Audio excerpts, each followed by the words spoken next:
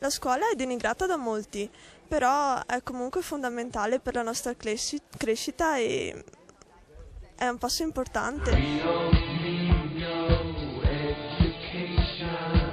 I ragazzi ci parlano, i ragazzi ci raccontano, loro i protagonisti di una scuola che cambia, di una scuola spesso osteggiata, ma che si dimostra sempre il terreno di una crescita inestimabile.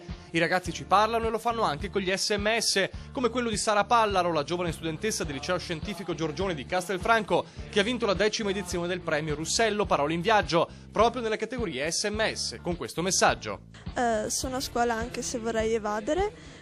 Sono a scuola perché voglio essere libera, ma non posso esserlo senza sapere, e con il mio sapere voglio scegliere e non essere scelta.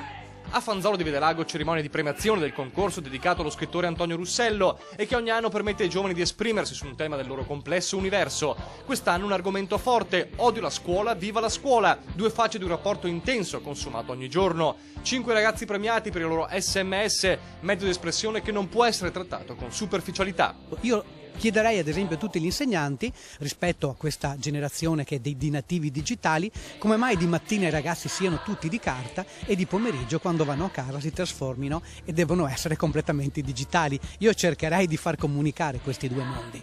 Premiate anche 5 racconti sul mondo della scuola. Vince una studentessa del liceo artistico Munari di Vittorio Veneto con un saggio emblematico: insegnanti dalla A alla Z. Il mio racconto ha voluto far capire le varie tipologie dei professori in modo che anche i ragazzi non li incolpino sempre, perché sono comunque sì persone con diverse caratteristiche, ma comunque da rispettare. I ragazzi e la scuola, il sogno è quello di portare la loro creatività in un mondo spesso chiuso. Hanno le idee chiare i giovani trevigiani e non hanno per nulla voglia di smettere di sognare una scuola migliore.